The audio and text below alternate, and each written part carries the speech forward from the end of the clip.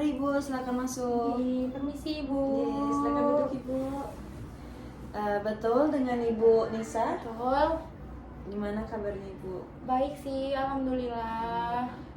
Sebelumnya perkenalkan, saya Nabila Mutia Zahwa. Saya ahli gizi yang sedang bekerja di Puskesmas ini Ibu. Untuk beberapa menit ke depan saya akan mendampingi Ibu untuk sesi konseling mengenai masalah gizi yang Ibu hadapi nanti buat janin Ibu dan buat bayi Ibu ke depannya gitu. Agar kita bisa menemukan dan mendiskusikan bersama solusi dari masalah gizi Ibu nantinya gitu Bu. Berdasarkan data yang saya dapat ini, Ibu sudah masuki kehamilan ke 24 minggu nggih Bu? Iya, betul. Oh, baik. Untuk berat badan sendiri itu sebelum hamil Ibu di 81 kilo dan sekarang itu terjadi penaikan nggih menjadi 84,3 kilo. Betul Ibu? Iya. Oke, betul. Kemarin terakhir nih masih segitu nih Mbak. Baik, segitu ya Bu. Untuk tinggi badannya itu di 151 cm nggih Bu? 151 atau 150 gitu. Kemarin iya. lupa ingat sih terakhir nih Bang, tapi segitu. Iya, baik. Kemudian untuk dari data sendiri itu untuk lilanya 33,5, untuk tekanan darahnya 125/77, dan untuk hemoglobinnya itu di 13,7. Baik, untuk selanjutnya apakah Ibu mengalami kendala atau keluhan fisik Bu selama masa kehamilan ini? Iya, paling kayak biasa sih Mbak, mual, muntah. Terus akhir-akhir ini juga kayak buang air kecilnya tuh susah gitu loh. Berarti Bu selama masa kehamilan ini susah buang air kecil Iya, ya? sama paling itu loh gigi saya tuh sakit yang belakang ini loh, bagian gusi. Gitu iya. aja sih Mbak paling keluhannya. Baik. Kalau kayak gitu berarti Ibu lagi ngalamin sakit gigi ya? Itu juga. Baik, untuk selanjutnya itu kira-kira ini kalau saya boleh tahu kehamilan keberapa nih Bu? Kehamilan kedua. Kedua, baik. Untuk kehamilan kedua ini jaraknya dari kehamilan pertama berapa lama Bu? 7 tahun. 7 tahun. Baik. Selanjutnya mungkin untuk aktivitas Ibu sendiri selama kehamilan ini sehari-hari biasanya ngapain aja Bu? Paling kegiatan ibu rumah tangga sih, biasanya nyapu, nyuci, ngepel, gitu aja sih. Iya. Berarti Ibu cukup banyak kegiatannya ya? Iya, cuma di rumah. bukan kegiatan berat gitu loh Mama sih. Ya ringan-ringan aja di Masih sekitaran ringan. rumah, iya. Oke, baik. Untuk selama kehamilan ini kira-kira Ibu mengalami kendala apa aja nggak? Paling apa ya, perutnya tuh suka ngerasa nggak enak gitu loh, makanya mau mual terus perih gitu, asam lambungnya naik gitu ya. Oh, gitu. Soalnya kadang pola makan saya tuh nggak teratur sih, apa karena itu ya baik. penyebabnya. Ya, mungkin untuk kendala itu nanti akan saya sampaikan di akhir sesi ya Mbak, di pertengahan. Ini saya akan mencari data terlebih dahulu nggih. Baik Ibu, kemudian itu Ibu biasanya selama sehari itu makannya berapa kali nih Bu? Kalau makan berat sih biasa 3 kali sehari sih, terus paling kadang ngemil itu 2 kali, biasanya pagi sama sore. Nah tapi selama hamil ini saya tuh kayak nggak bisa makan nanas, rambutan, gitu-gitu sih Mbak. Paling suka banget makanan pedes gitu, sama suka dari yang olahan-olahan udang. Oh iya. Iya tuh suka banget, kayak apapun yang masakan dari udang tuh saya suka banget. Gitu. Baik, berarti Ibu makanannya cukup teratur dan makan 3 kali sehari dan ada selingan juga nggak? Iya, ada. Berarti Ibu suka makan pedas juga ya tadi? Iya, suka makan pedas. Suka makan pedas, berarti lagi sensitif juga sama nanas gitu ya? Nanas, rambutan. Baik. Selanjutnya untuk 1 bulan terakhir ini kira-kira Ibu makan apa aja selama 1 bulan terakhir? Paling buah sayur juga makan, cuma nggak setiap hari sih, kayak 2-3 kali aja. Sayurnya paling sering itu buncis. Buncisnya diapain Bu? Paling ditumis. Iya biasa sih buncisnya ditumis. Terus kadang sayur bening juga, sop gitu, brokoli, daun katu. Terus akhir-akhir ini saya juga lagi suka makan makan energen.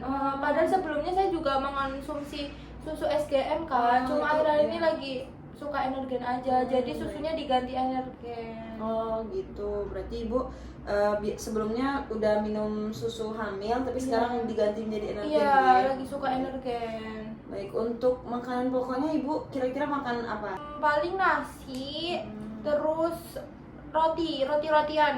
Ya itu juga roti. saya suka. Mie instan juga kadang, paling seminggu sekali mie instan juga. Oh ya. Baik, itu makanan pokok nggih Mbak. Berarti Mbaknya masih makan konsumsi nasi sama roti juga, Iya. sama tadi Mie. konsumsi mie juga, tapi jarang ya? Atau gimana? Mie-nya jarang, seminggu sekali. Oh gitu, baik. Untuk protein hewani sama nabatinya kira-kira apa aja Mbak? Kalau protein nabatinya biasa tahu tempe, iya. olahan tahu tempe gitu sih. Nah kalau misal hewaninya paling ayam, telur biasa sih. Oke, baik. Untuk buah-buahannya Buah sayur ya konsumsi ya? konsumsi. Cuma kalau buah itu jarang ya, paling 2-3 kali sehari. Gitu. Oke, baik Ibu. Dari hasil data yang saya dapatin dari Ibu tadi, itu Ibu terlihat bahwa berat badan Ibu cukup naik, nggih, benar? Iya, betul. Nah, itu saya mungkin menyarankan, ada saran dari saya untuk Ibu bisa mengurangi mie instan, konsumsi mie instan Ibu. Kemudian serta gorengan mie instan itu kalau bisa dikurangin ya. Terus makanan-makanan yang tinggi lemak itu bisa dikurangin juga Ibu. Contohnya apa ya Mbak yang tinggi lemak itu? Contohnya ya kayak yang saya sebutin sebelumnya itu gorengan Bu, itu bisa meningkatkan, itu bisa menghasilkan lemak yang tinggi. Okay. Nah, Siap-siap. itu bisa juga berpengaruh dan memperparah asam lambung yang Ibu rasain itu Bu, begitu. Untuk menjaga kesehatan gigi mungkin Ibu bisa lebih dianjurkan maaf loh.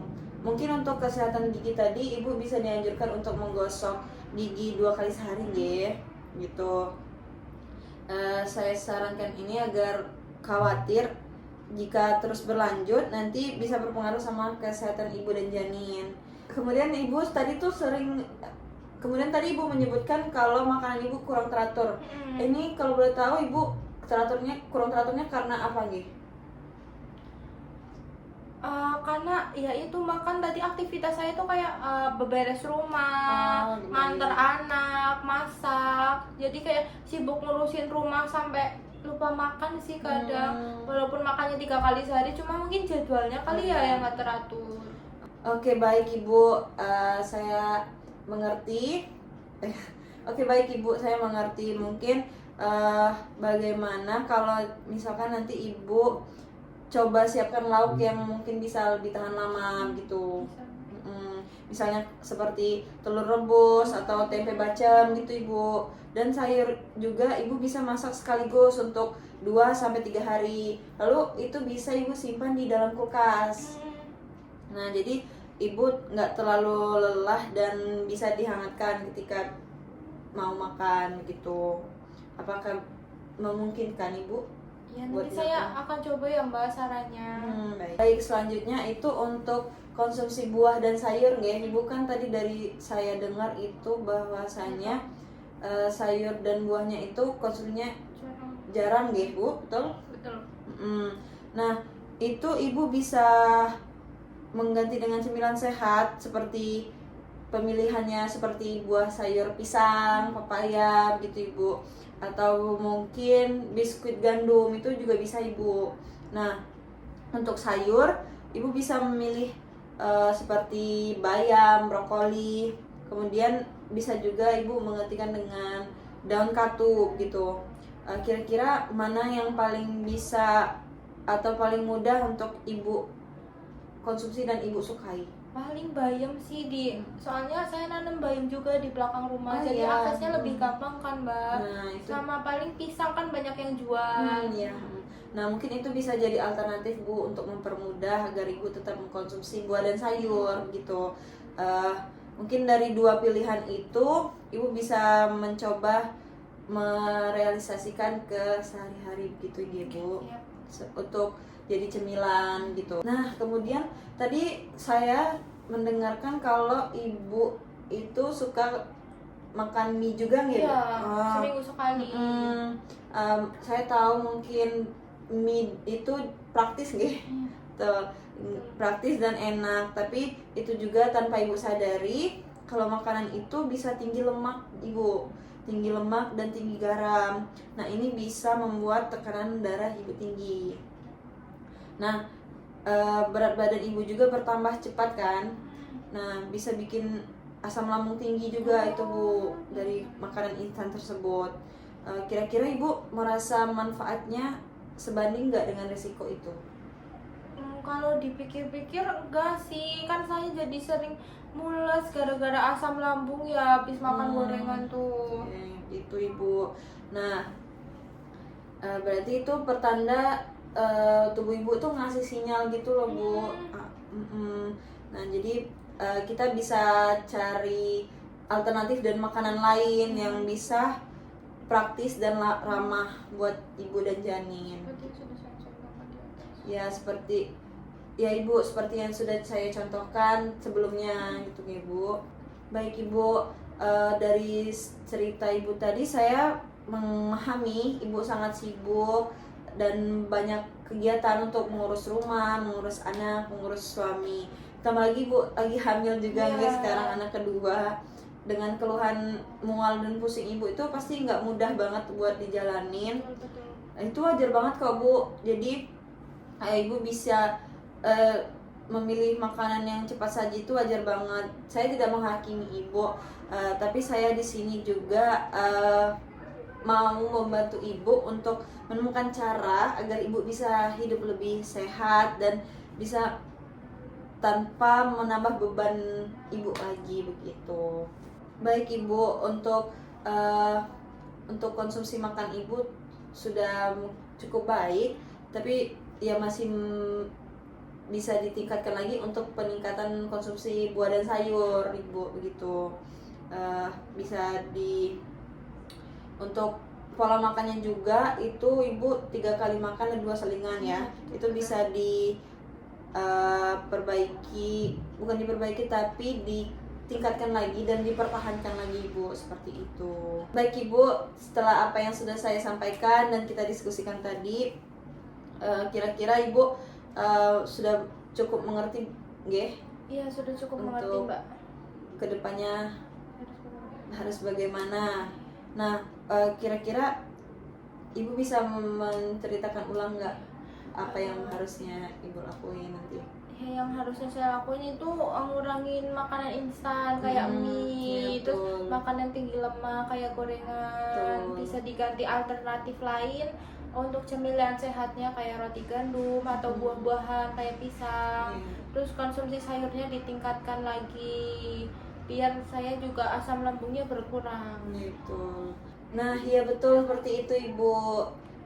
Mungkin bisa direalisasikan ke sehari-hari kedepannya ibu. Baik ibu, jadi saya udah siapin ini lembar panduan menu sehat buat ibu hamil, terus jadwal makanan dan tips memasak dengan praktis ibu begitu.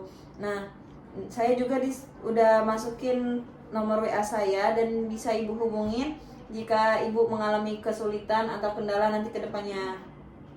Mungkin kita bisa kesepakatan untuk konseling lagi minggu depan, apakah ibu berkenan? Iya berkenan. Tanggal berapa ya mbak? Tanggal 14 apakah ibu bisa? Oh iya bisa. Oke, berarti untuk minggu depan tanggal 14 Agustus kita evaluasi lagi bu dari semua yang udah saya sampaikan, apakah ibu udah merealisasikan kembali. Nah yang penting ibu sudah mencoba dan itu udah langkah besar banget bu, dan itu ya saya yakin ibu pasti bisa buat ngejalanin itu. Bisa dimengerti bu? Oke, baik ibu, terima kasih buat waktunya. Semoga baik ibu, terima kasih buat waktunya. Semoga ibu sehat selalu dan janin ibu juga sehat selalu. Nanti sampai waktunya melahirkan, Ibu juga tetap sehat ya. Amin. Semoga apa yang udah kita diskusikan bisa direalisasikan di kehidupan sehari-hari sampai nanti kita ketemu lagi buat mengevaluasi kelanjutannya gimana Ibu gitu. Terima kasih Ibu, hati-hati di jalan. Mari.